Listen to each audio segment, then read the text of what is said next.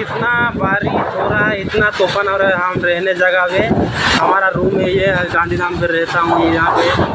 देखो हमारा रूम कितना बारिश है, पूरा तोड़ दिया हमारा रूम को नहीं थोड़ा बगल रूम को तोड़ दिया है, पूरा तोड़ दिया है। देखो तो आदमी तो डर के दूसरे जगह में चला गया है।